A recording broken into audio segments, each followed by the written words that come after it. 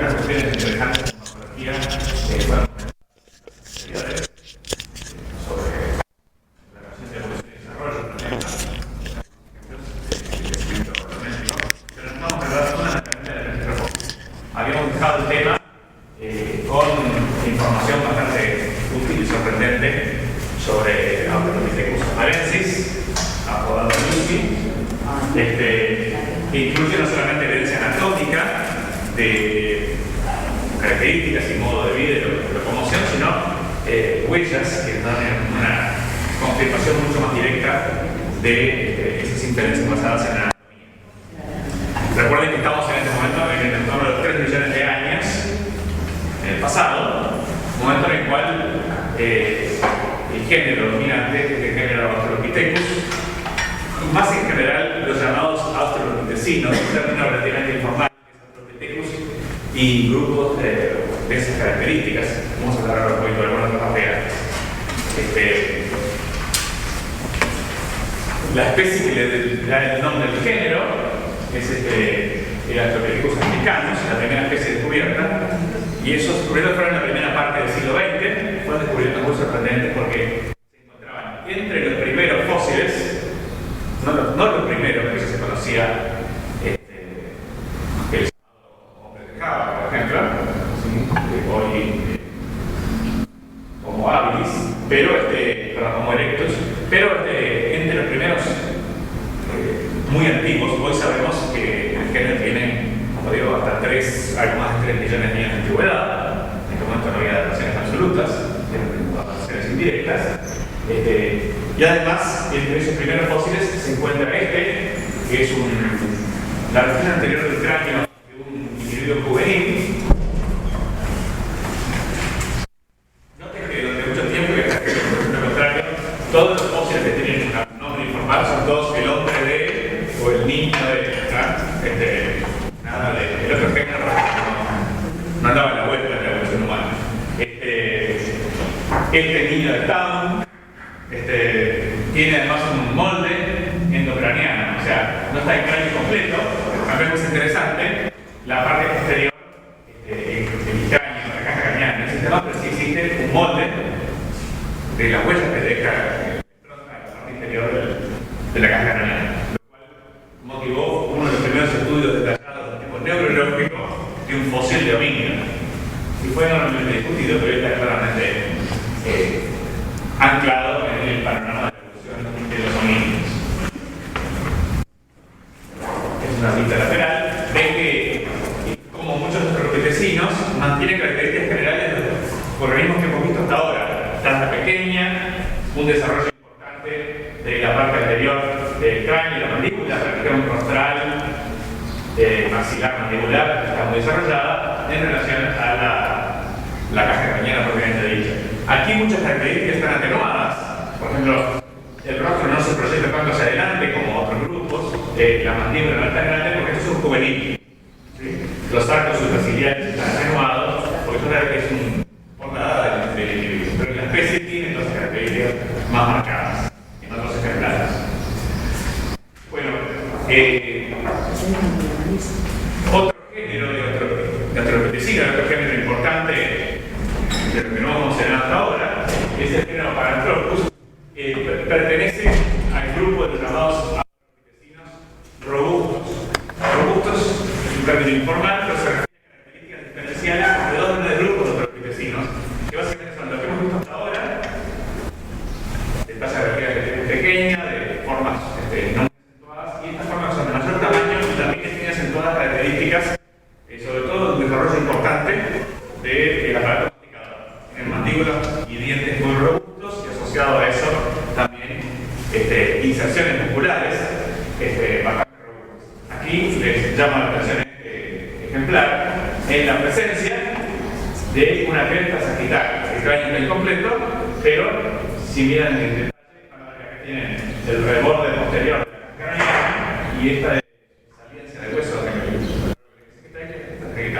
recuerda que eso está presente por ejemplo en gorilas, es característico, refleja una mayor superficie de origen de la musculatura más etérica, de la cadera en general, y refleja una especialización en ese especies del mismo género que muestran esa característica, y en general ven que toda la región anterior está muy desarrollada. Este ensanchamiento, la distribución lateral del arco maxilar, también refleja esa misma característica. Está vinculado al espacio que ocupa que deja el pasaje de la musculatura mesentérica. De modo que anatómicamente características de acá y una mayor especialización con respecto a los llamados vecinos gráciles, Australopithecus y otros que hemos visto, pero una adaptación fundamentalmente mandibular, masticatoria, el aparato masticador, un gran desarrollo de eso. La caída bilateral se debe de la caída sagital, y ven como en términos generales es una morfología del tipo australopithecina, digamos. Las hileras dentarias acá muestran molares y premolares grandes y aplanados, adaptaciones a un modo de alimentación particular. Acá tienen, bueno, otro ejemplar que le da el nombre informal del grupo. Y antes de pasar al género Homo, vale la pena decir que entre los australopithecinos robustos conocemos otras características. Hay un estudio de un esqueleto de una mano fósil que indica que tenían capacidad, relativa capacidad de oponibilidad de pulgar y de alteridad, ¿sí? En ese estrato del entorno de los 2 millones de años, en esa zona de registro, aparecen las primeras herramientas, como veremos. No siempre es fácil ligarlas a esta especie en particular, pero hay bastante evidencia de que el género Homo, que aparece en este entorno de 2 millones de años, pudo haber sido entre los está dentro de los que usaban herramientas, pero no es descartable que otras especies avanzadas de Australopithecus, gracias a esos robustos, hayan también participado. Son temas difíciles que no están completamente resueltos. Un en el entorno de los 2 millones de años también aparecen los primeros representantes del género Homo. Vamos a ver que esa es una zona de mucha actividad evolutiva entre los homínidos, con presencia de australopithecinos gráciles, australopithecinos robustos y también los primeros especímenes del género Homo. Este ejemplar de Homo habilis, bastante famoso que descubierto en África, tiene ya algunas características que por lo menos adelantan, tendrá un poquito tramposa porque es como pensarlo desde lo que pudo haber pasado o sabemos que pasó después, ¿no? Naturalmente, si nosotros pensamos en la evolución en este momento, en todo caso tenemos que pensar en lo que pasó antes y lo que pasó en ese momento. No hay futurismo en la evolución, pero pensando en el origen de nuestra especie, es válido ver, si no nos pasamos de rosca, ese razonamiento, proyectar un poco hacia adelante, ¿sí? Aquí aparece un mayor desarrollo de la capacidad craneana, que este ejemplar en particular, en su momento, fue descrito con una capacidad craneana en el entorno de los 800 centímetros cúbicos, por encima de ese número de referencia de 500 centímetros cúbicos que tiene un chimpancé, ¿sí? Y muchos de esos vecinos están por debajo de en esa cifra o por debajo de ella. Vemos que aquí se aparecen estas características propias del género Homo, por lo menos en forma incipiente. Les comento que la nomenclatura, cuáles son especies distintas y cuáles pueden agruparse varias en una especie, eso cambia bastante y no es el foco de la presentación. Mantenemos ciertos nombres que no son completamente disparatados, pero no significa que estemos diciendo automáticamente que Homo rudolfensis sea necesariamente una especie distinta de Homo habilis. ¿De acuerdo? No nos interesa tanto ese aspecto en esta clase. No digo que sea importante, digo que el énfasis está en ver un poco las características de los grandes grupos y las tendencias evolutivas que se ofrecen dentro de los homínidos. ¿De acuerdo? Ven que esta es otra especie. Rudolfensis viene del antiguo nombre del lago Turkana, el lago Rudolf, el nombre colonial. Es una variante africana. Algunas de estas formas tempranas del género Homo, algunos investigadores las agrupan simplemente como que se llama Homo habilis. ¿De acuerdo? Y hay investigadores más detallistas que prefieren mantener especies distintas. Por supuesto, si el problema de los límites de especies cercanas es importante en organismos recientes, En el caso del registro fósil es mucho más complejo, de modo que no vamos a intentar resolver ese problema aquí. Bueno, ven que este es un ejemplar que tiene una caja craneal relativamente más desarrollada y también una cierta noción del desarrollo de la región anterior rostral, maxilar y mandibular. Esta es una especie ya presente en el sur de Europa, Homo ergaster, también a veces incluida dentro de Homo habilis, pero que está en el entorno de los principios de la primera parte del Pleistoceno. ¿Sí? Lo interesante de esto es que en realidad cuando aparece el género Homo, que aparece en el entorno de 2 millones de años en África, aparecen también registros del género fuera de África. Todo lo que vimos hasta ahora, los vitecinos, que recuerden que van en su registro fósil desde el entorno de los 2 millones de años hasta entre 6 y 7 millones de años de antigüedad, todo ese registro es exclusivamente africano, en línea con la hipótesis de Darwin. ¿Sí? Pero los últimos 2 millones de años, aproximadamente, aparece el género Homo y varios de sus representantes bastante tempranamente se encuentran fuera de África, lo cual implica una primera expansión de los homínidos hacia el resto del viejo mundo. Por ejemplo, el llamado hombre de Java, ¿sí? Homo erectus, era indatable por métodos, hasta no hace mucho tiempo no había métodos específicos para poder datarlo, por las características de los depósitos en que se encontraba. Hoy ha sido datado y está en torno de 1.800.000 años, los registros más antiguos, que lo coloca muy cerca de los registros más antiguos del género en su totalidad, que sigue siendo en África. De modo que la aparición del género Homo está asociada a una primera dispersión de los homínidos hacia afuera de África. Tengan en cuenta que el registro fósil tiene algunas características. Una de ellas es lo que se llama evidencia negativa. No tener un fósil de cualquier cosa más antiguo que tal fecha no impide que lo pueda haber, ¿sí? Que pueda haber existido y que lo consigamos en un futuro o que nunca se consiga. De modo que eso es una nota de cautela. De todos modos, en cuanto a los homínidos en general, exceden su presencia en África con respecto al resto del mundo en muchos millones de años. ¿Sí?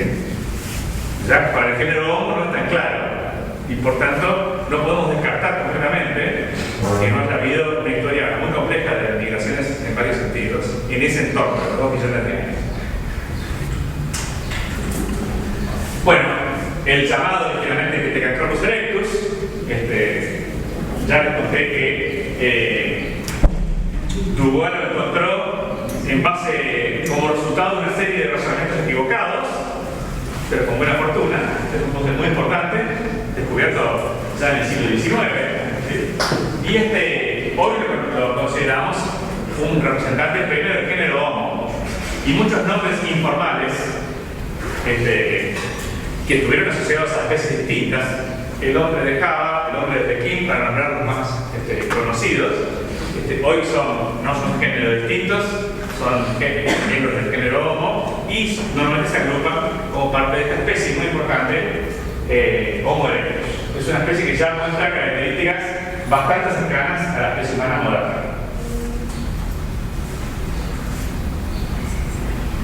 Acá hay otra vista. Como siempre, a los humanos actuales les interesa encontrar cosas que nos separan del resto. Una de las cosas que van a ver se ha marcado mucho, como es estos famosos arcos superciliares, a veces se dicen normalmente viseras, que tienen estos dominios, y que también aparece el nombre neandertal. Bueno, hoy sabemos que el neandertal es muy probablemente una parte de la especie humana actual, así que la presencia de estos arcos superciliares será muy importante, pero como visto no distingue en forma tajante de la especie humana moderna de otras. Otra que habrá más sentido nombrar es la ausencia de un mentón prominente. ¿Por qué nos interesa tener un mentón prominente? Porque es una cosa que nos distingue de estos fósiles. No es que sea particularmente importante o algo de sentirse orgulloso. Acá ven que la parte anterior del mentón es redondeada y no tiene una construcción acelerada. Bueno, estamos ante una especie claramente moderna, muy parecida a la especie humana actual. Ven que tenemos una escala ya más desarrollada, aunque se mantiene, es cierto, ciertas desarrollo más marcado de toda la región anterior del rostro, de la maxila y de la mandíbula, comparada con Homo sapiens. Noten también que Homo sapiens tiene una enorme variación. También la tiene Homo erectus porque conocemos muchísimos fósiles y ocupa un registro bastante amplio, tanto geográfica como cronológicamente. De modo que también es una especie bastante variable en ese sentido, con algunas similitudes con la especie humana moderna. Esto es unos ejemplares que a veces se colocan dentro de otras especies, sea la especie humana o una forma avanzada de Homo erectus. Ya encontramos, como decía, características muy cercanas a la especie humana moderna. El llamado hombre neandertal sigue siendo motivo de discusión, pero hoy tenemos datos genéticos, saben que está el genoma neandertal a punto de ser completado. El genoma nuclear, el genoma nuclear ya está disponible, hay varias copias de hecho hace un par de años. Aquí hice una modificación con respecto a las clases anteriores, colocándolo como una subespecie. Y hay gente más radical que dice que esto es Homo sapiens, punto. Tan distinto o semejante a otros miembros de la especie moderna actual como distintos representantes de nuestra especie hoy pueden ser. Cae dentro de la enorme variación morfológica de la especie humana moderna. ¿Sí? Sabemos que hay bastante evidencia, por ejemplo, de actividades y productos culturales en esta especie, o en estas formas, de modo que en unas cuantas cosas tienen características comunes a nuestra especie, a la cual prácticamente pertenece. El tema no está completamente sellado, pero la tendencia es a reconocerlo como una variedad de la especie humana moderna. El llamado hombre de Cro-Magnon era uno de los pocos fósiles que existía ya en la época de Darwin, que no había sido reconocido como tal. No se había replicado su antigüedad ni su carácter de ser un representante fósil de nuestra especie en aquel momento. ¿Okay? Es un representante de nuestra especie que está presente, son los Homo sapiens del registro fósil, simplemente, sin mayores variaciones que me alcanzan a mencionar. Pero bueno, ya tiene características propias de cualquiera de nosotros, como conjunto de la especie humana. Y esto es el ejemplar moderno, nada más que para tener grandes referencias que llamen la atención. Un descubrimiento reciente, en unos pocos años, bastante sorprendente, es este pequeño homínido, ¿sí? que fue encontrado en Indonesia, en gran número de ejemplares, todos muy pequeños y todos muy sorprendentemente primitivos en su morfología para una antigüedad mínima. ¿Sí? Bueno, esto generó todo tipo de discusiones, desde que era un pequeño grupo de individuos endémicos para alguna enfermedad, hay listas de enfermedades humanas que provocan miniaturismo y distintas vertientes para tratar de atribuirlos a estos individuos eso. Lo cierto es que tiene una pequeña talla, muy baja capacidad craneana, ¿sí? Algo más y si ven la morfología tienen esas características de la región anterior del cráneo y la mandíbula semejantes a algunos ejemplares mucho más antiguos de género Homo, que lo han ligado a su morfología con el tipo habilis. Habilis en el sentido más abarcativo. Lo más abarcativo es decir que hay tres grandes especies en la evolución del género Homo, que son habilis, erectus y sapiens, y muchas otras formas caen en una de esas. ¿Sí? Bueno, las referencias morfológicas son de los primeros Homo en nuestra anatomía, tanto por pequeñas tallas como para características anatómicas, o sea que son, entre comillas, de tipo habilis en su morfología.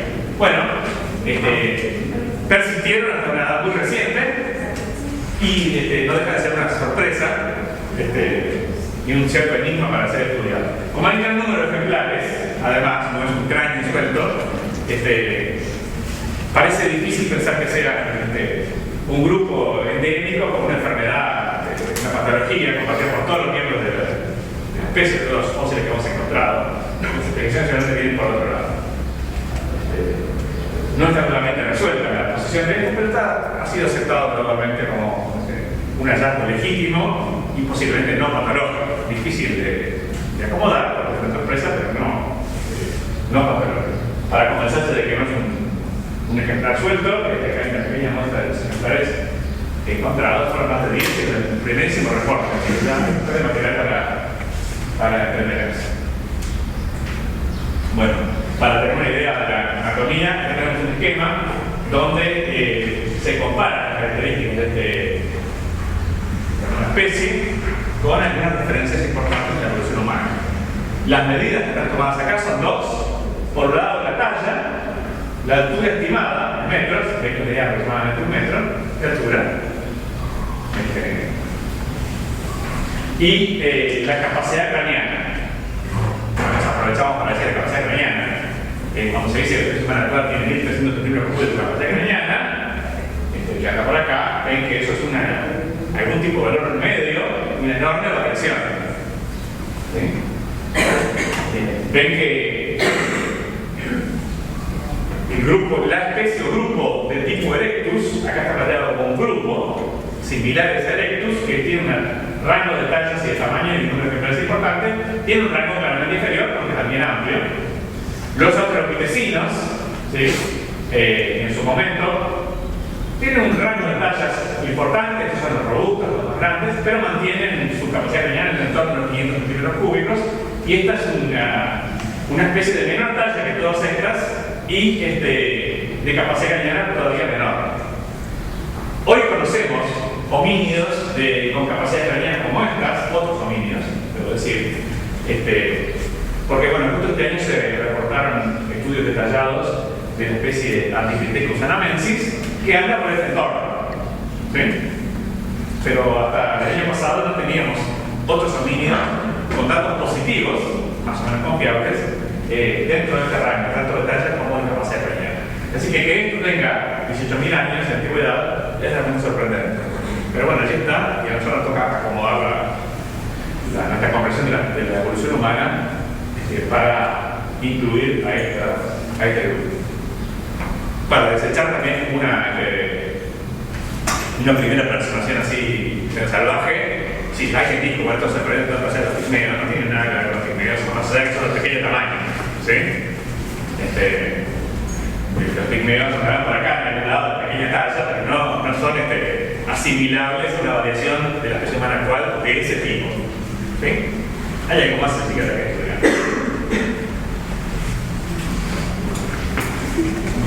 Una cuestión, no voy a hablar de evolución cultural en humanos, simplemente porque excede ampliamente mis capacidades, pero sí quiero mencionar, voy a mostrar un par de ejemplos de tipos de culturas que aparecen en el registro fósil, geológico, y antes quiero mencionar que tenemos bastante evidencia de no solamente de aprendizaje y transmisión cultural, sino de tradiciones culturales diferentes en distintos grupos de chimpancés.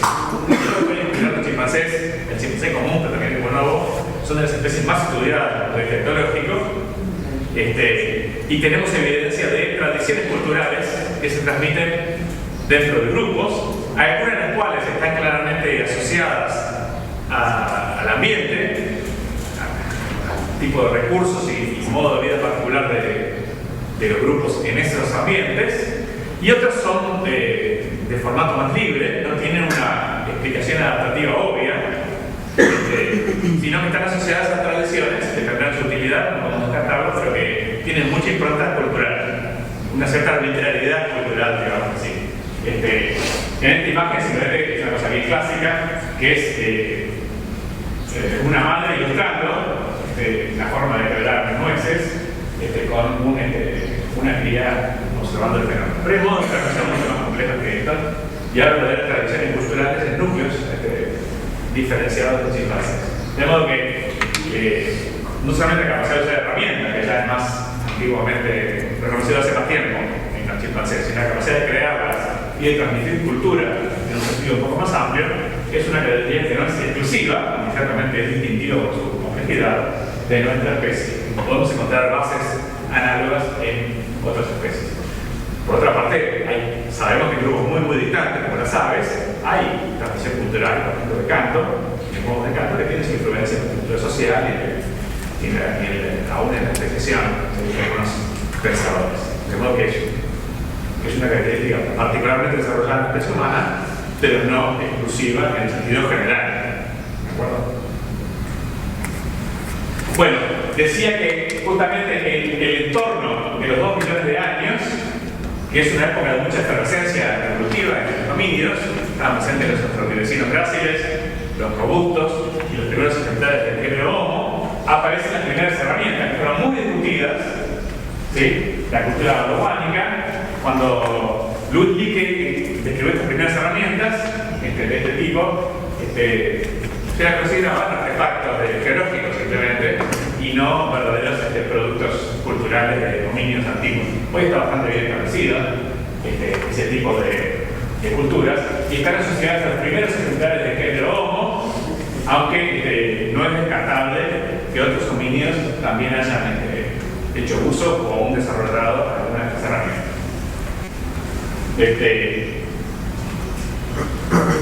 Las culturas que se siguen de la llamada antigua edad de piedra representan sucesivos refinamientos de la técnica detallado. En primerísimas herramientas, el saltado de lascas de piedra parece que se usaba más lascas mismas como elementos importantes que el núcleo. Eso confundió a los investigadores durante mucho tiempo. Estaban focalizados en el núcleo, en la parte grande, cuando parece que era lo que consideraban sobre lo que era más utilizado.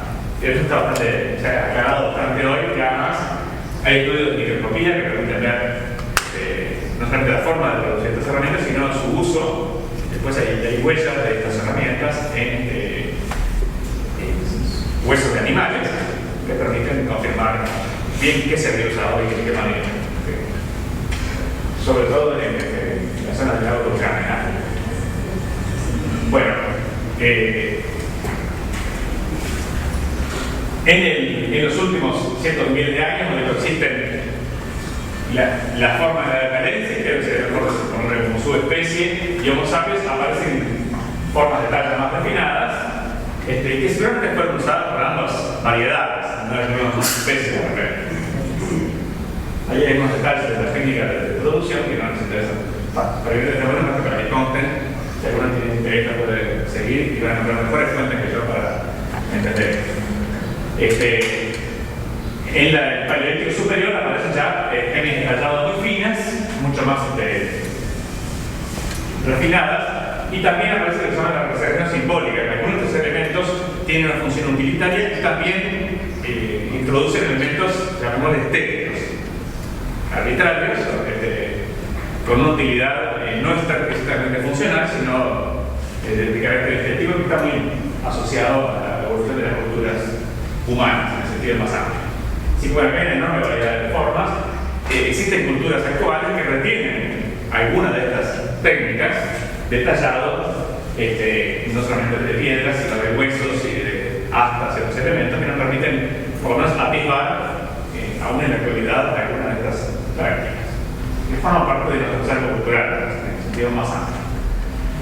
Donde se ve el carácter simbólico, no solamente utilitario, con mayor claridad, es cuando aparecen las famosas pinturas rupestres, donde está claro que hubo algunos intentos de bajarles la calificación, esto era con pelos de animales o cosas así. Está bastante claro hoy que hay elementos de representación simbólica de tipo artística, digamos así, que exceden ampliamente una función puramente utilitaria. Notemos además que algo tiene un carácter simbólico o estético, no significa que no tenga una utilidad. No hay contradicción necesaria en ello, y si pensamos en nuestro uso y disfrute de la actividad cultural y estética, vemos que no hay contradicción, no carece de utilidad por tener esas características. Tendrá otras utilidades que la de alimentarse. Pero bueno, está muy claro que aquí aparecen elementos que nos vinculan a estos parientes no muy lejanos por vía que vamos a entrar en la genética y la anatomía, en la cultura del antiguo pasado. Quienes vayan a Madrid pueden ver una réplica muy buena de las cuevas de Altamira. Esta de la cueva de Altamira creo que requiere muchísimos contactos, pero la réplica es de muy buena calidad y vale la pena visitarla. Vamos a presentar dos o tres esquemas de relaciones con un par de declaraciones. Primero, de vuelta, el énfasis no está en los nombres y cuáles nombres son válidos o no, sino en las tendencias cronológicas y geográficas a las cuales queremos pegar las características anatómicas y más en general biológicas y en pequeña medida culturales de los grupos que hemos estado revisando. ¿De acuerdo? Bueno, entonces, primero desde el punto de vista geográfico, todo lo que está representado en esta diapositiva es exclusivamente africano. La hipótesis de Darwin del origen africano de la especie humana moderna, de sus raíces africanas, está claramente documentada. Esto no significa que el Homo sapiens como tal necesariamente desapareció en África. Significa que nuestro nexo con los los primates superiores más cercanos a nosotros, los chimpancés, los gorilas, se encuentran efectivamente en África. Está muy representado hoy en el registro fósil. Los primeros 4 millones de años de evolución, números redondos de homínidos, son exclusivamente africanos e incluyen los australopitecinos gráciles, todas las formas de pequeño tamaño y que carecen de las especializaciones masticatorias de otros australopitecinos, ¿sí? Ardipithecus, otros que no hemos ni mencionado, los australopithecus previamente dicho, y los australopitecinos robustos, muchas veces agrupados en el género Paranthropus, que son de mayor tamaño, de mayor especialización, sobre todo masticatoria, y que coexistieron con algunos australopithecinos gráciles y con algunos representantes del género Homo más tempranos. Todo esto en África. ¿De acuerdo? Ven que algunos australopithecinos robustos excedieron el límite del Pleistoceno. Una vieja teoría de que en cada momento de la historia había una única especie humana o de homínido, por razones de competencia ecológica, claramente es impensable en estos momentos sostener eso. Concretamente, en torno a los 2 millones de años, coexistieron estos 3 grandes grupos: las formas gráciles, las formas robustas y los primeros miembros del género Homo. ¿Sí? De modo que reducir todo eso a una única especie es simplemente imposible. Habrá dudas sobre si Australopithecus gatri, que ni siquiera nombré en las presentaciones, es o no distinto a africanos, pero no de esas 3 grandes clases representadas acá. Bueno, tenemos entonces un registro muy rico, no sé si completo, pero muy rico, de homínidos en estos últimos 5 o 6 millones de años. Cuando Darwin creó su monografía, prácticamente, salvando pequeñas excepciones y no muy bien valoradas en su momento, no había evidencia fósil en la cual basarse. Prácticamente, con pequeños matices a esa afirmación. Bueno, hay discusión sobre exactamente cuál de las especies documentadas u otras que está vinculada con la raíz del género Homo, pero hay pocas dudas de que los candidatos se encuentran entre los australopithecinos gráciles. ¿De acuerdo? No entre los robustos que están especializados en una dirección diferente. Bueno, más allá de esos candidatos, lo que tenemos sí es que las primerísimas formas del género Homo, habilis sería el nombre más abarcativo, si no se quiere fragmentar más, pero se puede incluir también a Rhodophensis como una especie muy parecida. Aquí aparecen algunas especies antiguas aquí en África y otras ya, como habilis, que tienen representantes fuera de África. Quiere decir que la primera dispersión de los homínidos hacia fuera de África, en el entorno de los 2 millones de años, asociada a alguna de las especies del género Homo. De vuelta, la versión mínima de nomenclatura sería Homo habilis, todo esto por aquí, Homo erectus, todo esto por aquí, y Homo sapiens, incluyendo ya en la Neanderthalensis. Acá está más teniendo un separado, pero cada vez más, como decía, se consideran posiblemente miembros de nuestra especie, una variedad de las muchas que conocemos en nuestra especie.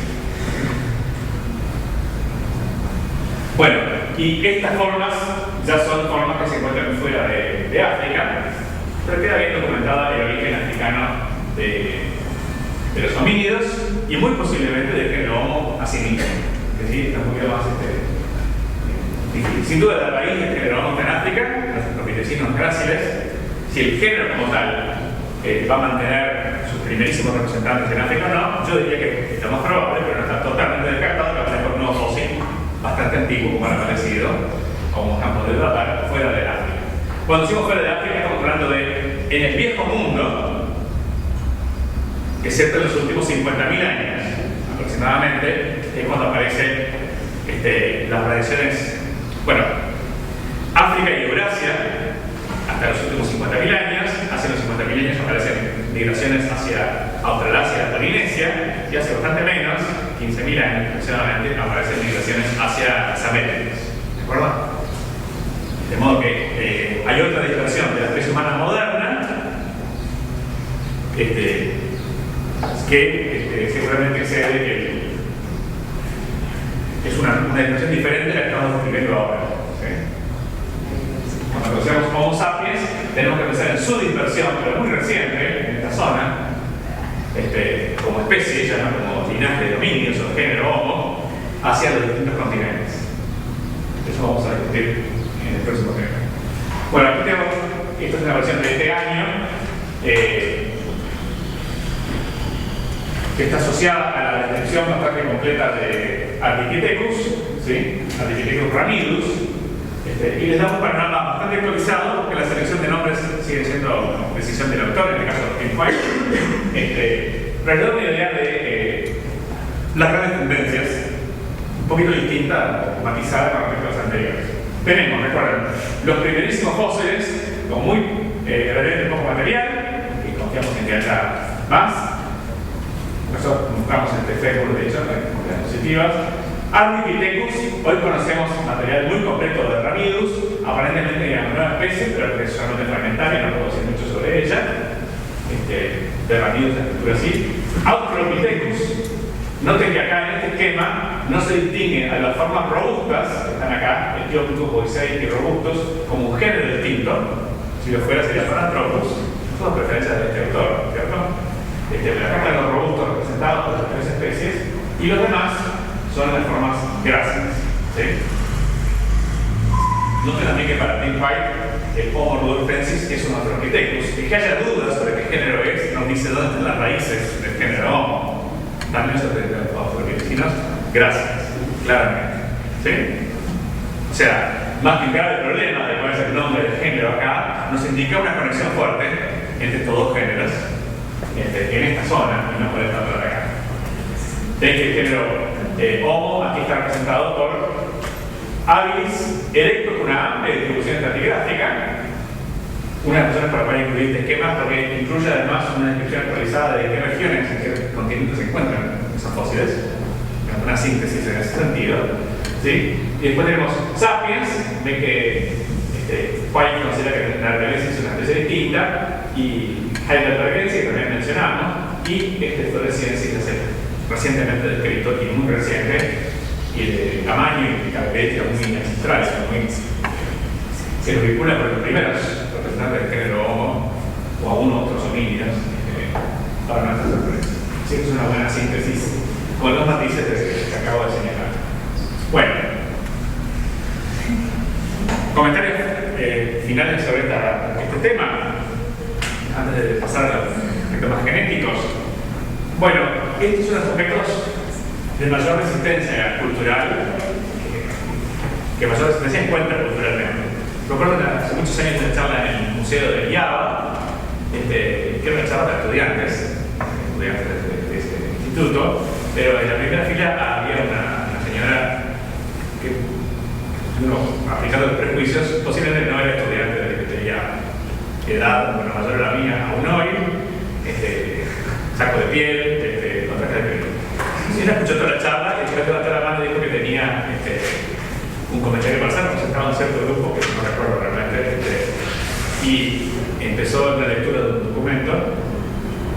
Lo tuve que parar, pero era interesante, porque decía que el grupo aceptaba la evolución en todos sus aspectos, excepto en la evolución humana. Me pareció bastante simpático porque, en realidad, una cosa que más nos molesta es que nos colocan con esos chimpancés que hacen cosas parecidas a nosotros y todo eso.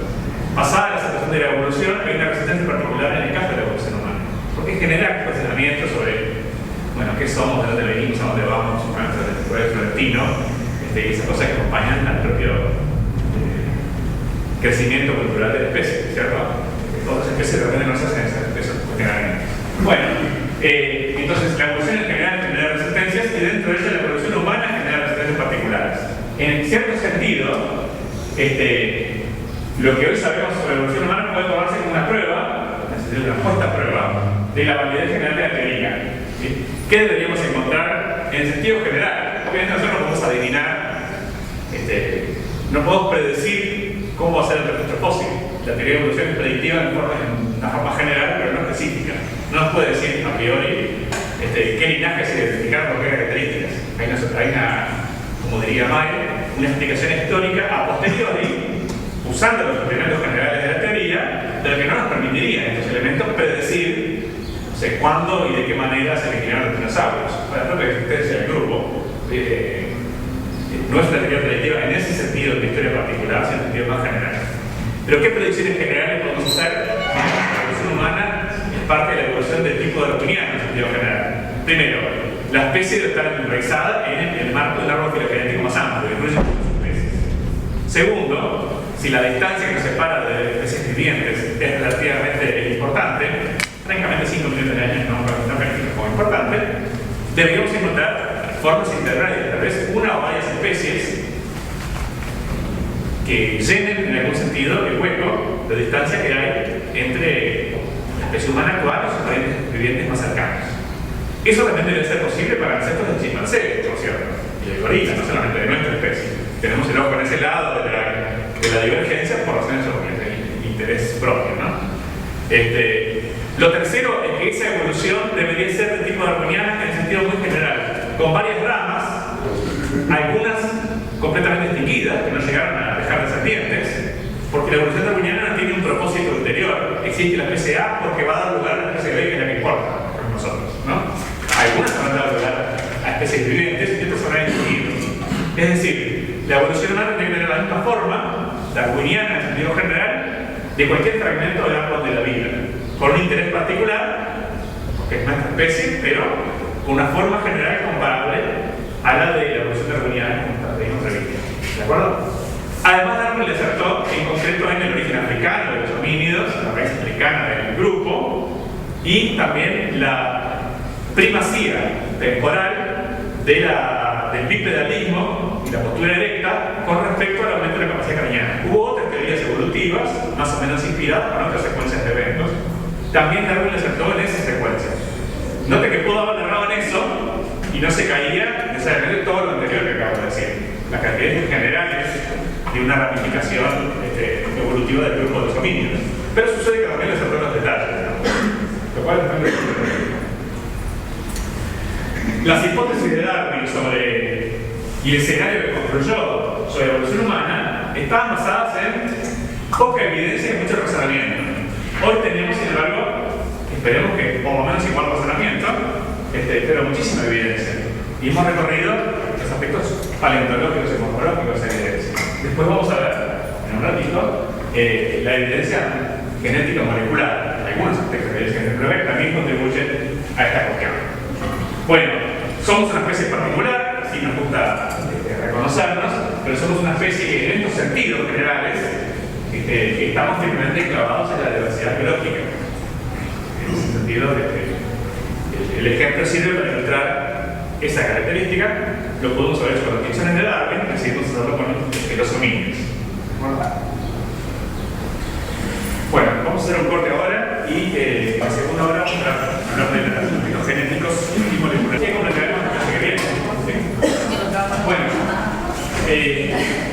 dos cuestiones de contexto que vienen del texto anterior, del tema anterior, es que pensamos en un origen africano de los homínidos, lo cual no significa necesariamente el origen africano de la especie humana moderna. Otra cuestión vinculada pero distinta, ¿sí? También en un contexto de reconstrucción filogenética, ya hablamos de cuáles son los raíces más cercanos, pero voy a volver a algunas cuestiones clásicas de la genética molecular, de la evolución molecular, para reforzarlas y ponerlas como contexto. En la década del 60 se redescribió, ya estaba descrito, pero se redescribió anatómicamente con más detalle, un género de lo que se consideraba un homínido muy temprano, que es el género Ramapithecus. Esa R que está allí es por Ramapithecus.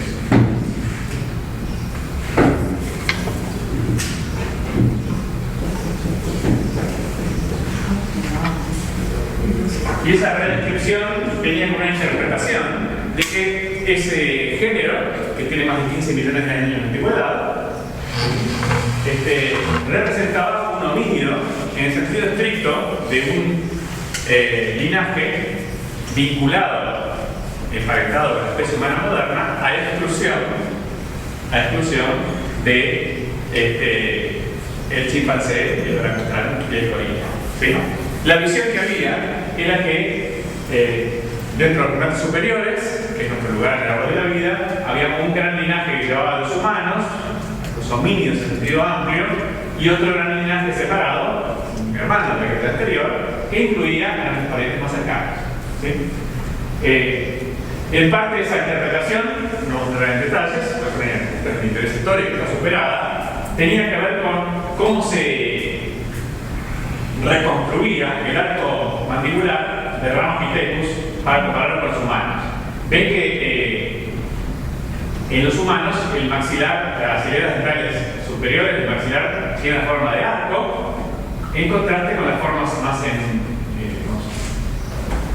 U, más cerradas, que caracterizan a otros primates. Ramapithecus se interpretaba como una posición en forma de arco parecida a los humanos. Esa parte de la interpretación. ¿Sí?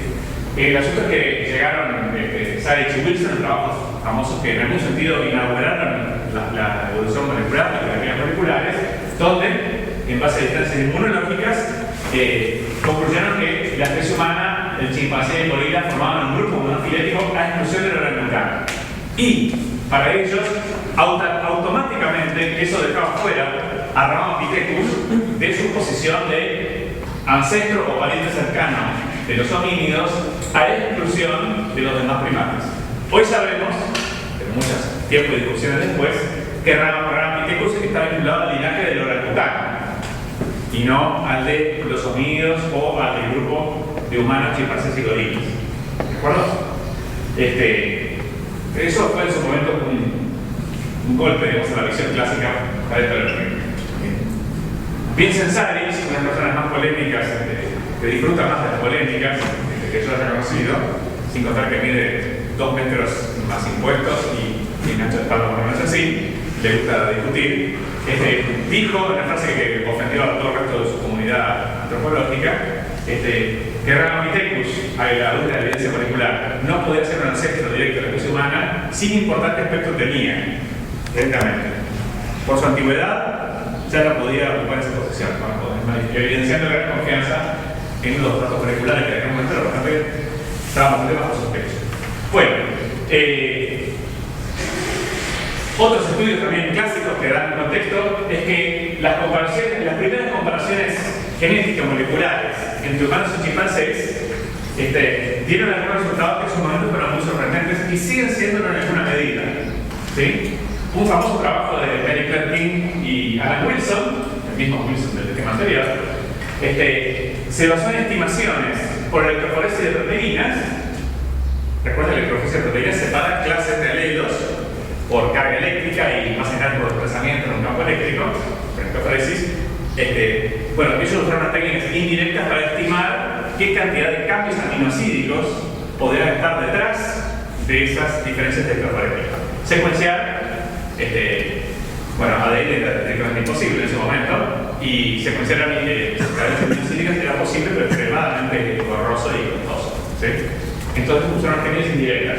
Y produjeron hasta el resultado que si nosotros recorriésemos cadenas homólogas de aminoácidos en humanos y chimpancés, encontraríamos aproximadamente que 99 de cada 100 aminoácidos son idénticos entre ellos. ¿Sí?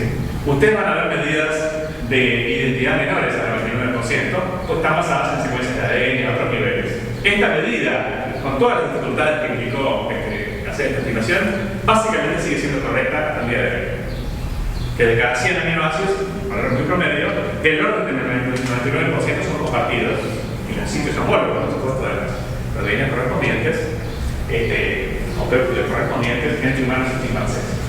Ellos sugirieron, por lo tanto, que la clave de la divergencia entre estas dos especies, que nadie duda son bastante diferentes, reside en lo que ellos llamaron genes reguladores y no en los llamados genes estructurales.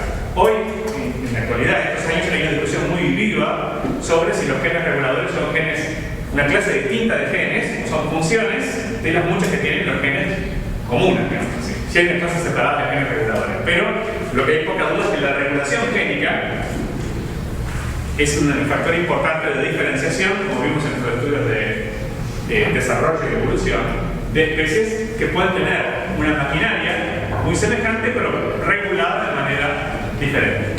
Así que esos son aspectos que se han mantenido, digamos, como cosas interesantes desde aquel entonces.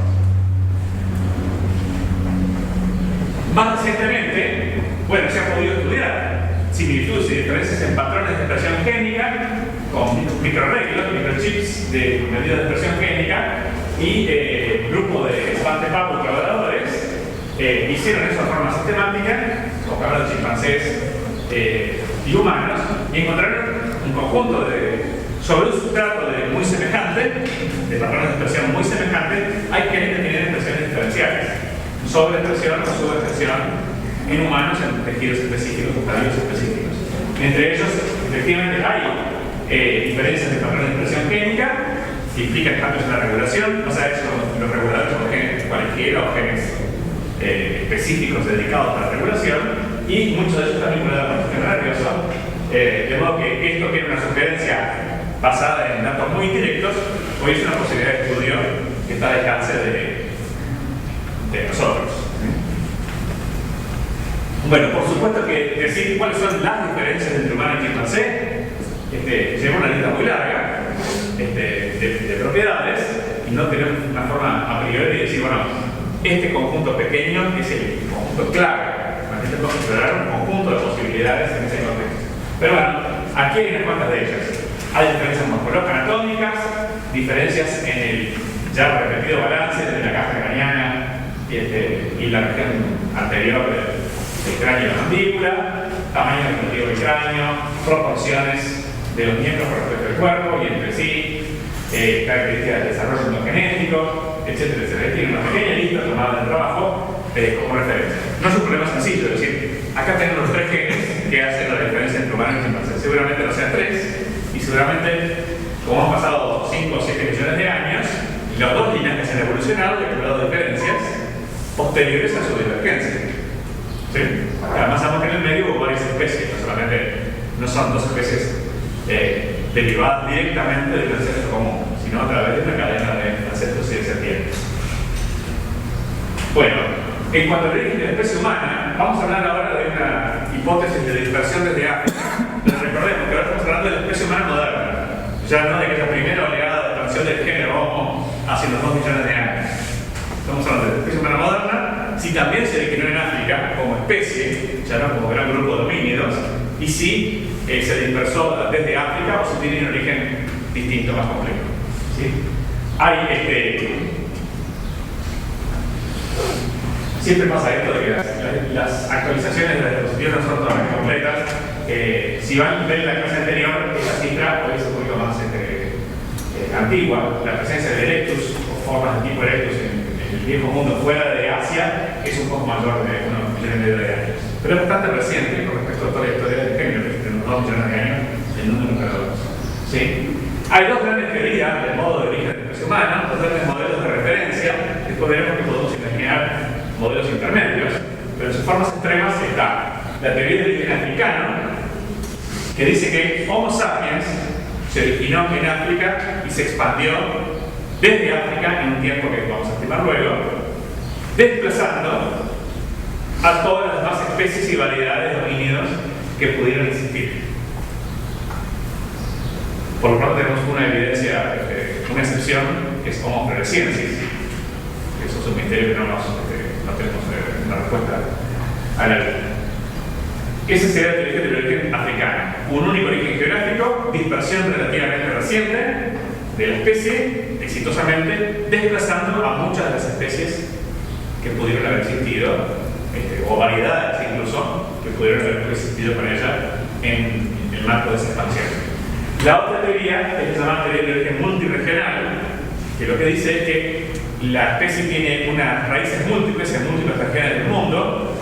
Hablamos del viejo mundo, básicamente Europa, Asia y África, en este contexto. Y sabemos que la dispersión fuera de esos continentes es mucho más reciente, no entra en esa discusión, básicamente. Que es una especie que tiene una estructura geográfica más incluía África, pero no de forma exclusiva, y que se evolucionó en una estructura de red multirregional. Ese es el nombre de la bacteria. ¿Sí? O sea que las raíces de la especie son más diversas geográficamente y más profundas que lo que postula la teoría del origen africano. La teoría multirregional tiene no muchos defensores, pero entre los que hay son principalmente antropólogos, paleoantropólogos, y basada principalmente en el registro fósil. La teoría del origen africano tuvo un enorme impulso con los trabajos de ADN mitocondrial, del grupo de Alan Wilson también, por parte de Rebecca Kahn primero y otros investigadores luego, y también hay antropólogos que adhieren a esa teoría. Tienen bastante fuerza en base a datos moleculares. Vamos a repasar muy brevemente algunas de las evidencias. Podemos seguir la balanza inclina a favor de esta teoría, aunque existen variantes, como digo, matices que podrían incorporar elementos de la teoría multirregional. En forma muy esquemática, la teoría del origen africano lo que dice es que una única población fuente localizada en África es la fuente de todas las poblaciones actuales de Homo sapiens. Por lo tanto, esto implica que la especie se dispersó desde África hacia los demás continentes relevantes de esta discusión. Acá hay una medida de tiempo que viene de los datos moleculares, que ya veremos, unos 150.000 años en el pasado, y que esa exitosa expansión de la especie desplazó o reemplazó, por competencia directa o indirecta, no lo sabemos, pero de hecho desplazó o reemplazó a cualquier forma anterior persistente. Homo erectus, en sentido amplio, esa variedad de formas que a veces clasificamos como erectus, es el candidato competidor por naturaleza. Porque es una especie, un grupo de especies de amplia distribución en el viejo mundo que pudo haber coexistido con la especie humana moderna. La teoría multirregional considera que lo que llamamos hoy erectus, en el sentido amplio, más abarcativo, incluye variedades diversas en distintos continentes, todas ellas contribuyentes del acervo genético mucho más profundo y diverso, por tanto, que la especie humana moderna. Fíjense que el tronco común, según estas visiones extremas de teorías, en un caso es de 150.000 años y en otro caso es de, vamos a ser muy prudentes, más de 1 millón de años. Su raíz está en la raíz de la diversificación de erectus. En esta teoría multirregional, aquella radiación desde África temprana es la base de la posterior diversificación multirregional en forma de red de la especie humana moderna. ¿Está bien? Estas son las formas puras, porque las formas puras no incluyen una cuestión que puede cambiar bastante la historia, que es intercambio genético entre poblaciones. Ven que acá hay básicamente sustitución, pero no intercambio, con poblaciones más antiguas. ¿Sí? Estas formas puras tienen, como digo, situaciones matizadas. La especie, o la forma de Calensis, en esta explicación, es parte de esta variación europea. Es una variedad dentro de ese espectro. Bueno, acá están representadas un poco de teorías. Es lo mismo con un mapita geográfico y algún detalle acá para que quede. Bueno, el contexto filogenético, recuerden, las primerísimas formas del género Homo son africanas y hubo una relación muy temprana del género Homo hacia el resto del viejo mundo. La pregunta se llama una segunda relación exclusiva de Sapiens, que pudo haber comprendido en la Calensis, que es parte de la especie humana moderna, muchísimo más reciente. Esa es la pregunta. O si Sapiens, en la visión multirregional, debe ser una cosa distribuida por acá arriba, recogiendo variación genética o riqueza genética de diversas formas. Bueno, el esquema original de Wainwright, en presente, es mucho más complejo que esas dos formas puras o extremas de esas teorías. Es un esquema multirregional, pero noten que reconoce regiones y raíces profundas, pero también marca todo tipo de interconexiones entre las poblaciones. No una evolución en paralelo de líneas independientes hacia la modernización, sino una evolución enriquecida por flujo génico, lo cual abre un panorama muchísimo más complejo. O sea que la versión pura de la hipótesis multiregional es en algún sentido una caricatura, una simplificación de la idea original de Weiner. Es una hipótesis, pero modificada, simplificada con respecto a esta versión. Los nombres que están acá son muy distintos de los que usamos hoy, pero podemos reconocer algunos y encontrar las equivalencias. Por ejemplo, aquí está Heterotropus erectus, hoy Homo erectus, ¿sí? Sinanthropus pekinensis, el llamado hombre de Pekín, hoy lo retomamos parte de Homo erectus, ¿sí?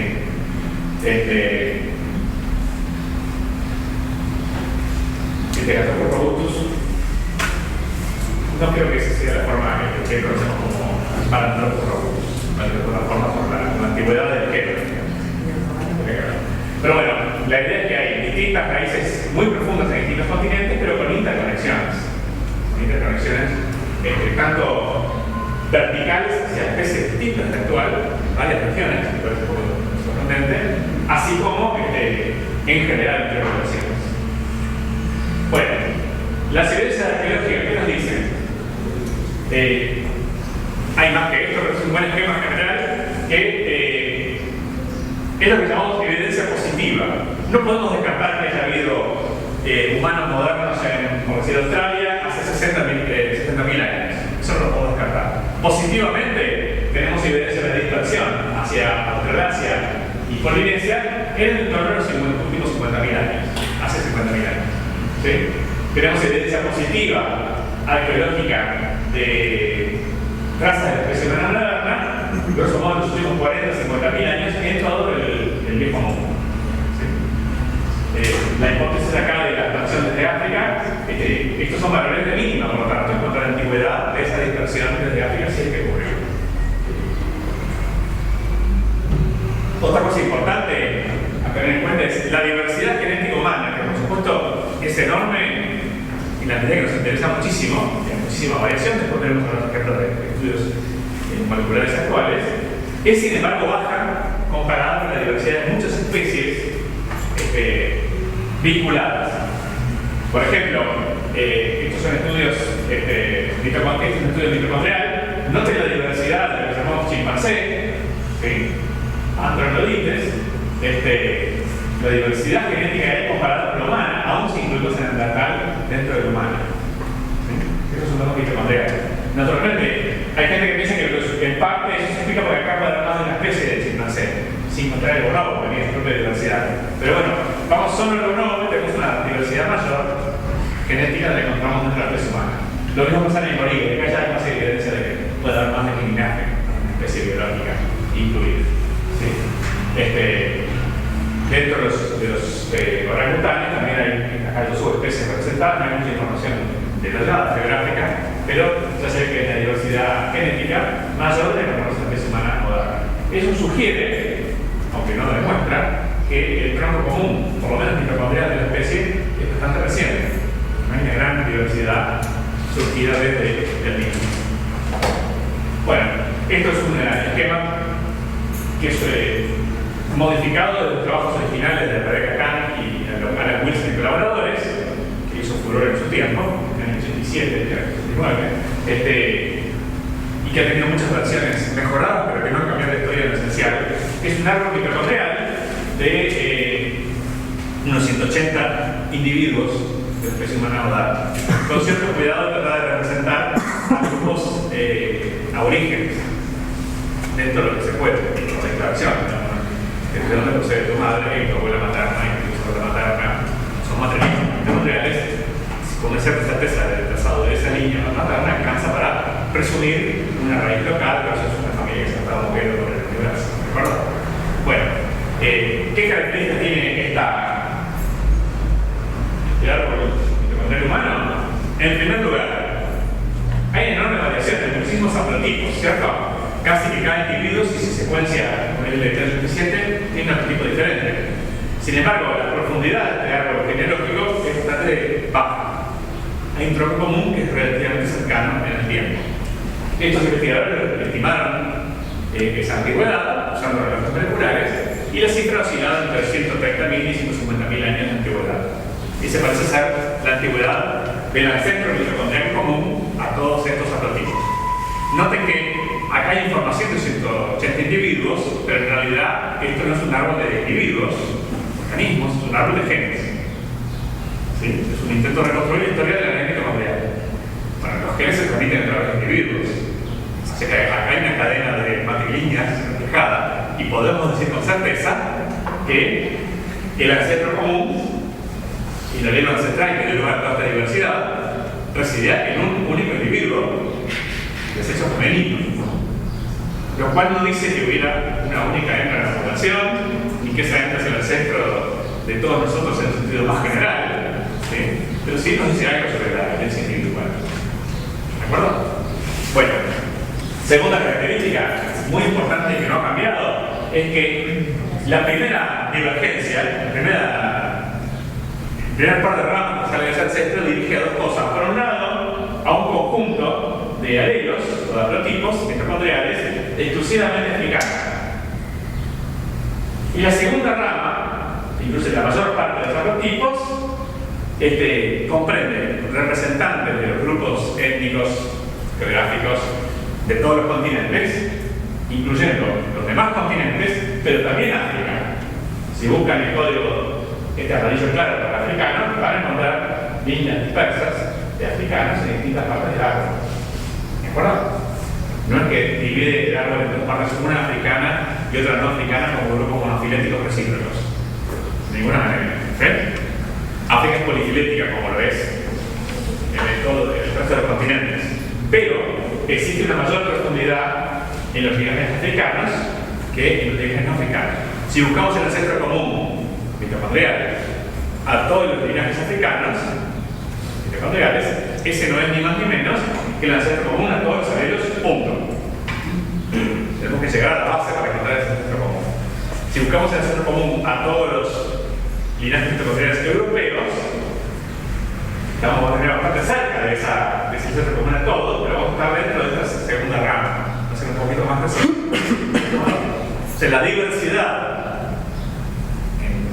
clases de haplotipo, pero también filogenética mitocondrial humana es mucho más profunda en África y en ese caso se comprende en sentido filogenético a toda la diversidad humana, no a todos los haplotipos, pero sí a todas las grandes ramas del árbol. ¿Entiendes esa definición? Muy bien. Problemas de esto, bueno, muchas virtudes, por supuesto, un trabajo que marcó, que hizo época, y sigue siendo el clásico, pero como toda evidencia va a ser el único marcador, tiene muchas dificultades. Primero, tenemos cierta evidencia de que el ADN mitocondrial humano no es estrictamente negro.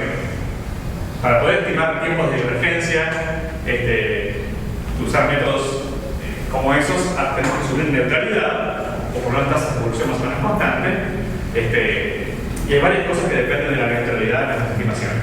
Hay evidencia de apartamiento de neutralidad, no es que haya habido enormes efectos selectivos, pero no se necesitan demasiados efectos de selección, con selección débil alcanza para que el patrón sea parte del esperado de neutralidad. ¿Sí? Esto afecta varias cosas, la diferencia que haremos del cambio demográfico de la especie, así como la diferencia de la antigüedad del momento que ocurrió ese cambio demográfico. En concreto, una barrera selectiva, una variante favorable que aparece en la población y se fija rápidamente, genera un patrón mitocondrial que es muy parecido, sino indistinguible, de un patrón de expansión poblacional. Lo que pasa es que la expansión de un alelo a toda la población es un evento demográfico. No al azar, de cambio de tamaño de la población, pero sí de cambio de tamaño del número de bloques de ese alelo exitoso. ¿De acuerdo? Entonces tiene muchos efectos semejantes en la variación genética. Por ejemplo, esto de la poca variación de la especie, comparada con las especies, puede ser el resultado de una barrera selectiva hace 150.000 años. Apareció una variante favorable, no tiene por ser enormemente superior a las demás, no que tenga una ventaja selectiva suficiente, parte con toda la variación anterior al fijarse, y todas las variantes posteriores son variantes o subtipos mutantes de esa que se fijó. Entonces eso pone un límite a la diversidad genética en el momento de la fijación.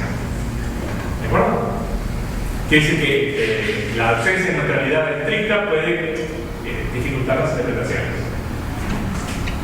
Aunque aceptemos neutralidad estricta, esas medidas en 50.000 años tienen un margen de incertidumbre muy grandes. Son medidas poblacionales de procesos al azar. O sea que hay que tomarlos con una amplitud bastante importante. Digamos que 150.000, más o menos 50 o 60.000 años, es una medida bastante prudente.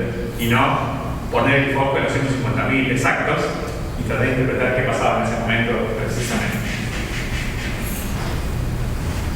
Y aparte, el significado de estas estimaciones está lejos de ser evidente.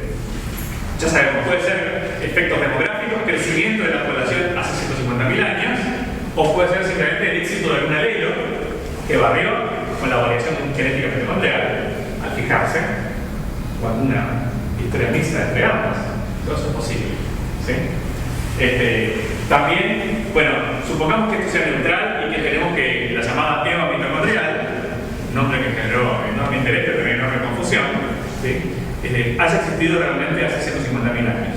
Que esa sea la hembra de la cual descendieron todos los alelos mitocondriales, que no es lo mismo que todo el acervo genético humano que hoy existe en el especie. ¿Qué significa esa EVA mitocondrial con respecto a la historia de la especie? ¿Alguna idea? Tenemos un individuo que es el ancestro mitocondrial de toda la diversidad actual. Y lo tenemos datado hace 150.000 años. Y lo tenemos ubicado en África. ¿De acuerdo? Según la teoría, según la interpretación de los datos mitocondriales que acabo de mostrar. ¿Qué nos dice eso de la antigüedad de la especie, por ejemplo?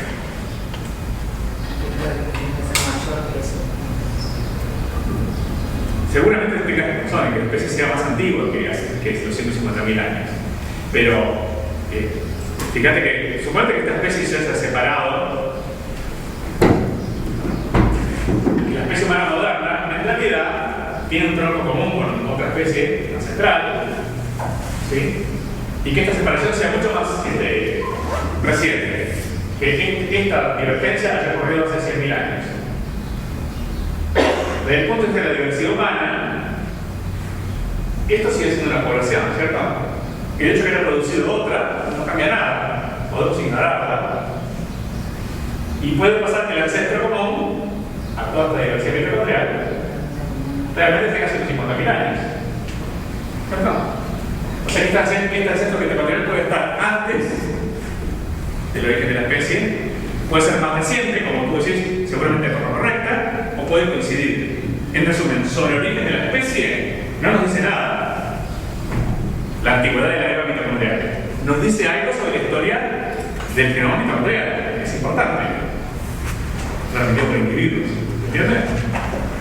Del mismo modo, nosotros podemos haber tenido una especie ya distribuida hace más de 150.000 años en distintas regiones del mundo, pero es concebible, no es tan fácil, pero es concebible que un alelo exitoso aparecido en cualquier lado, por ejemplo en África, haya sido una estrella genética, ¿sí? Y se haya expandido por todo el mundo reemplazando a todos los demás. No nos dice mucho sobre el origen de las poblaciones, esas sobre las cuales se expandió. Eso no se puede saber si también es ancestro común de la otra rama. Bueno, sí, si tuviéramos una especie de algo para estudiarla genéticamente, podría. ¿No? Bueno, de hecho tenemos una. Tenemos una que es neandertal. Y en ese caso la respuesta es no, el ancestro común en todas las áreas mitocondriales actuales no es ancestro común también de los neandertales.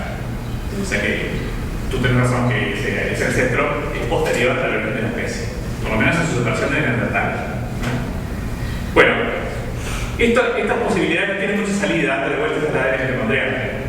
La solución más simple, curiosamente, es complicar la historia. Traer otros genes para, por comparación y contraste, sacar una imagen de consenso que no dependa solo de este genoma.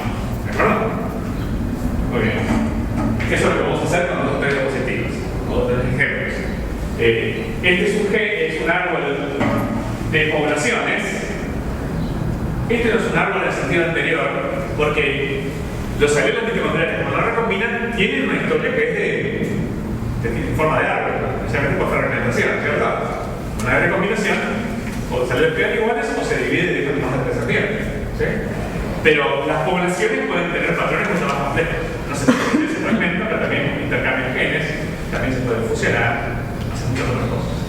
Pero es un árbol, una representación en forma de árbol de relaciones de parentesco generales estimadas entre poblaciones. ¿Sí? Y bueno, ¿qué observamos? Eso está basado en la gran cantidad de marcadores genéticos clásicos, acá dice 120 marcadores clásicos, y 42% aborígenes que están simplificadas o agrupadas por parentesco. ¿Sí?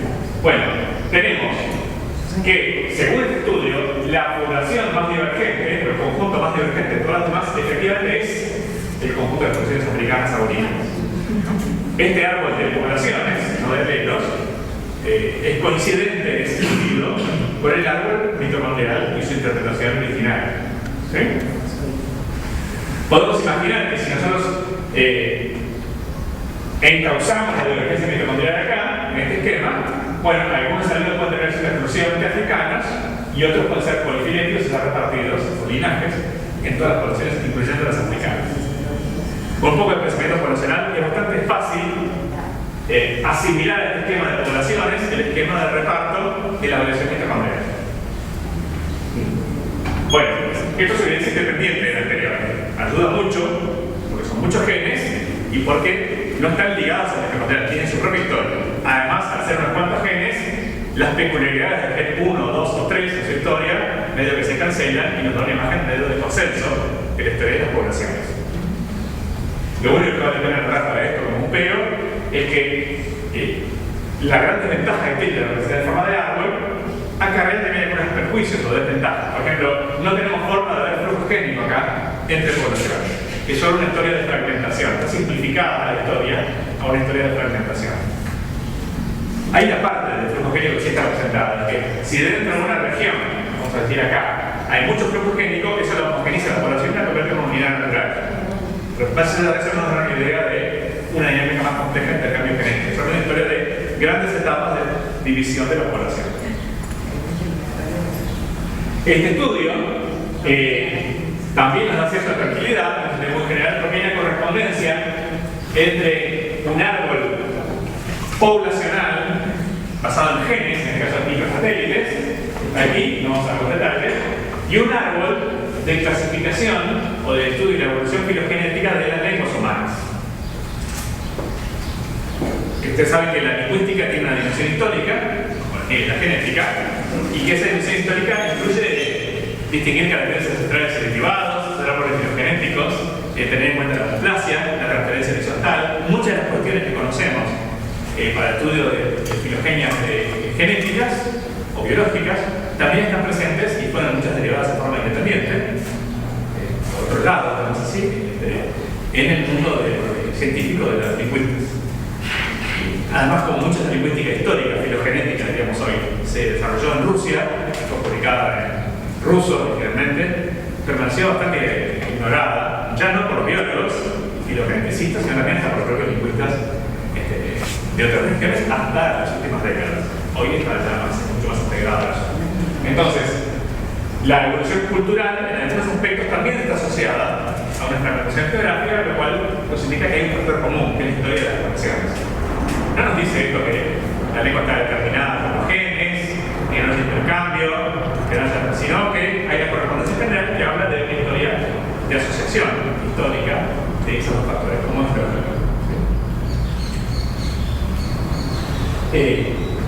Hay otros datos que sugieren que más que una única oleada, pudo haber habido dos oleadas de expansión genética entre los humanos.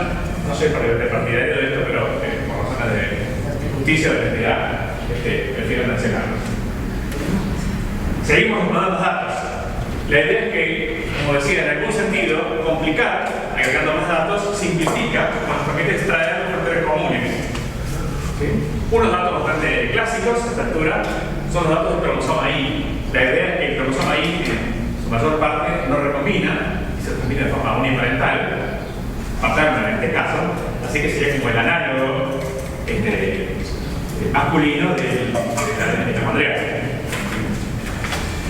Esto no significa suscribir un razonamiento simplista, que tengo el mitocondrial, le sumo el Y y tengo la evolución de toda la especie. No, porque no siguen siendo partes muy pequeñas y particulares del genoma.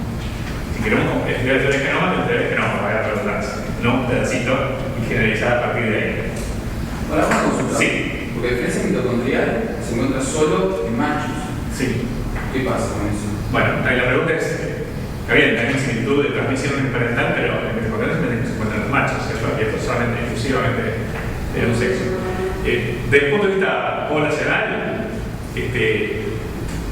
pasa lo siguiente. Bueno, del I no hay nada más que decir, o sea, que se encuentra y se transmite exclusivamente por el paterno, masculino, pum, ¿no?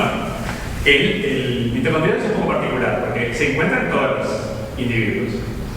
Pero desde el punto de vista genealógico, y nosotros mostramos, de hecho, machos y hembras sin preocuparnos demasiado, ¿sí? Cualquier estudio mitocondrial, siempre vamos a preguntarnos si no debemos estudiar solamente el centro, por ejemplo. La idea es esta, que si tú tomas una muestra de un macho, un paso para atrás es el que no mostraba en la madre. ¿Ah? O sea que es como si estuviese mostrando la madre de ese individuo. ¿De acuerdo? Porque además ese individuo no lo va a transmitir. No es un receptor pasivo, de ese genoma. Y eso tiene importancia funcional, pero desde el punto de vista genético sus creaciones sin salidas. ¿Está bien? Entonces, cuando mostramos individuos de humanos o de ratones, es lo mismo, ¿no? Y no distinguimos entre machos y hembras entre mitocondrial, lo que estamos haciendo, sin pensarlo a veces, es decir, bueno, los mitocondriales mostrados en los machos son aquellos que recibieron de su madre, punto. Van un paso para atrás a la parte que importa de la genealogía, que en este caso es la parte materna, como femenina. ¿De acuerdo? Bien. Pero y esto acá con el consumo anímico, que sí. O sea, tenés un sesgo poblacional que está sobre el macho, las hembras no lo presentan. Bien, pero es el mismo sesgo del mitocondrial. En el mitocondrial lo mostramos en los machos, pero en realidad lo que estamos haciendo realmente es mostrar a las madres de los individuos. Porque esos machos no participan en la reproducción. ¿Ah?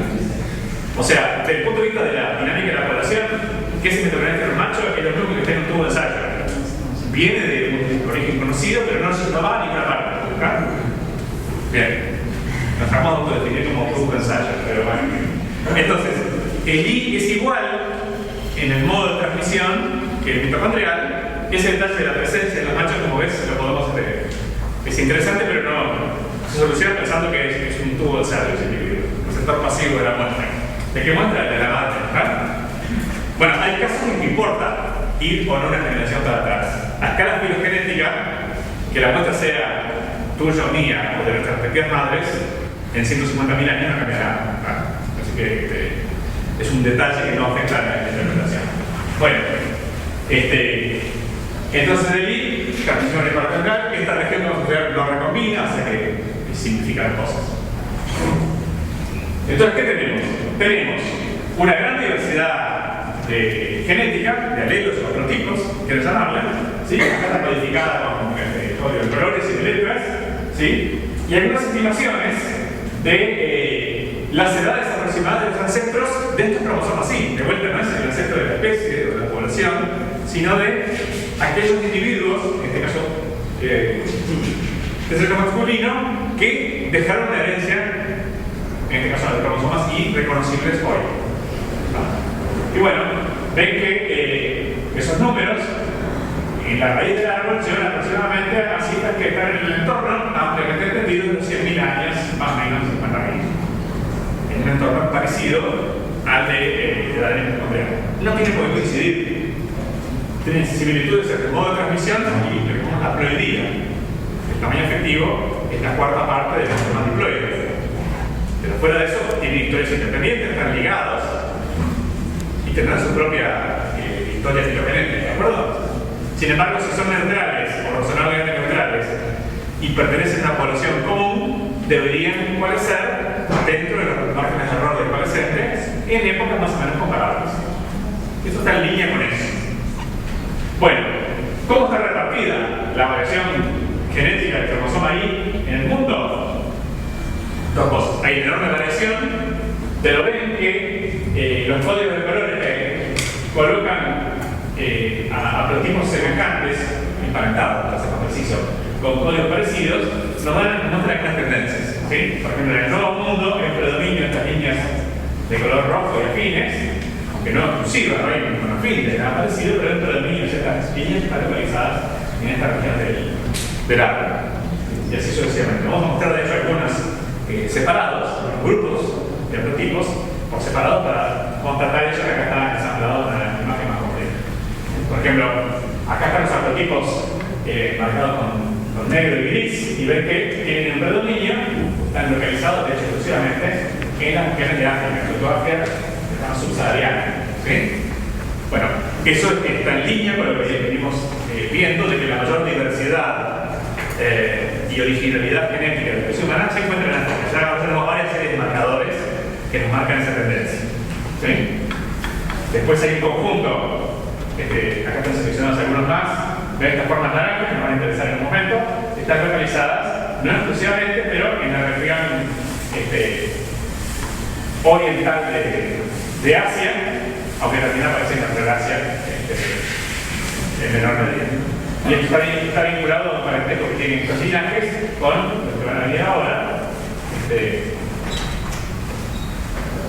Justo lo que puse, lo que quería mencionar era en realidad esto: la presencia de las raíces presuntamente asiáticas de las formas amerindias. ¿De acuerdo? Muy bien.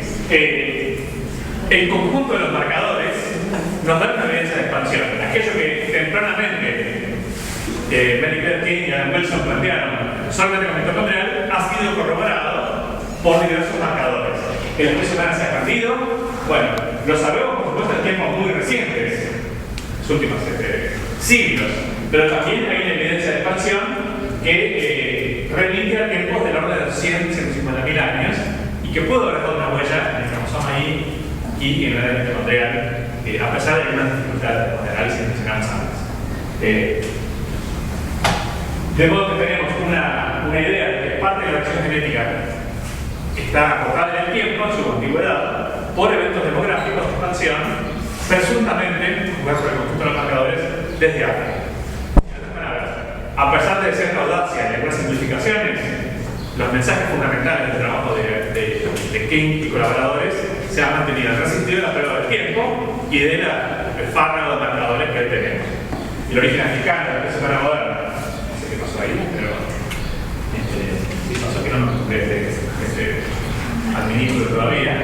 El origen africano, la especie humana moderna, está bastante bien documentado en multiplicidad de genes y la expansión demográfica del entorno o algo mayor de los últimos 100.000 años también va en línea con esa hipótesis. En términos muy generales, aunque no necesariamente en su versión más extrema, tenemos bastante evidencia hoy genética del origen africano y reciente de la especie humana moderna, y en ese sentido tiene poco apoyo de la teoría multiregional, por lo menos en forma pura.